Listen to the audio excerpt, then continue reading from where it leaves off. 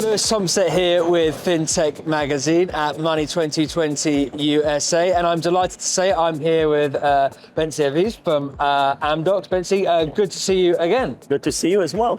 Where do you see the biggest opportunities, the most significant opportunities for banks to advance? I think that while we've been very aware of the capabilities and the potential for a while now, there's, of course, the introduction of generative AI and AI, but also the fact that technology advances in a way that is much faster than it used to be. So a lot of the visions and the things that we were thinking about and things that we wanted to have when it comes to servicing customers, personalizing the experience, that were used to be a vision kind of a thing, nowadays are almost supported by technology. So I would say the main difference I see is the fact that nowadays the gap in between the vision and the technology is finally at a level that is manageable. What for you are the challenges that perhaps certain banks need to still overcome? You know, typically if you look at a bank, if you open the hood and you look into the engine, you see that different line of businesses will be supported by different technologies. I would say that the fact that the silos are still there, still present, poses a huge risk and still is a huge challenge. So while everybody understands the need to do to complete modernizations and complete the digitalization journeys that they've started many years ago, there's still a gap. So you still see banks that are siloed, you still see different line of businesses being supported by different technologies. So how do you actually use the enablement that technology provides to you while trying to connect technologies from different generations? So the challenge still exists. It's not that we have solved it, it's not that it became that it's a walk in the park type of a situation. It's much beyond that.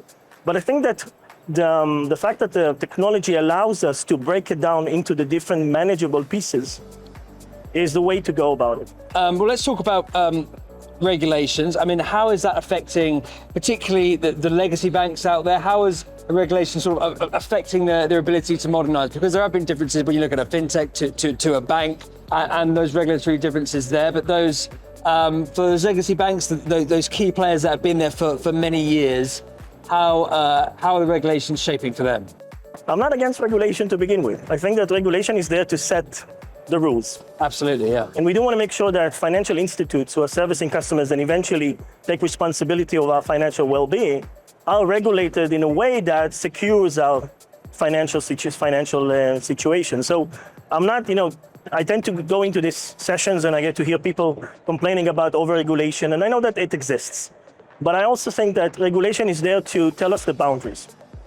And when you understand the boundaries, it's much easier to work within the boundaries and to provide the capabilities that the customers are looking for in what we call segmentation of one, personalizing the experience, but within boundaries that the customer feels comfortable about. We need to remember that regulation is not just about preventing banks from doing things, it's also to create the assurance, the security that customers need to have while doing business with a bank. I feel much better when I know that I work with an institute that is being regulated, especially in the financial services domain. So even when I do business with Fintech, the likes of Revolut in Europe, I want to make sure that they are regulated. Regulation means that they do security in a best way possible. They take care of AML, they take care of my identity. It is important. So I don't think that regulation, the purpose of regulation is to become a blocker or to prevent us from doing things. And in Europe, actually the regulation is extremely active in generating competition with open banking API is one example of it. So while having the boundaries is important, I think that it's a must. It's a financial ecosystem and you want to make sure that it's secured, that it protects the users, the end users, the customers. But you also want to make sure that the regulation itself tells us as software providers what are the boundaries of what we can and what we can't do. When we talk about regulation, it's having that trust, and consumers need that level of trust. But looking to the new, I suppose, and one of the big buzzwords today is Gen AI. And when we think about that, when it comes to banking, for you, what excites you about it, and how do you see the future of that? I think that Gen AI is a huge enabler. We've been thinking and envisioning how we can take private banking experience and bring it into the retail market, which is a challenge. It's a huge challenge. And that's the promise, right? Because when you speak about personalizing the experience, when you speak about segmentation of one, when you speak about trusted advisor, you get to see that in the private banking sector. You just don't get to see it on the retail side. And I honestly think that through generative AI and AI specifically, we can achieve that. We can actually leverage these capabilities to change the narrative, to change the way that we interact with customers. Use automations, use co-piloting engagement models to empower business managers and advisors to give a much better advice to the end customer.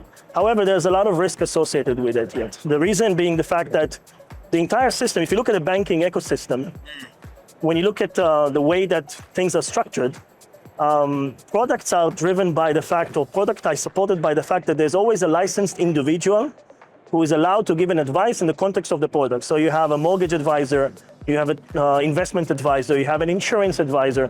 These are licensed individuals, and the entire system is actually built on the fact that there's a licensed individual and licensed by the government.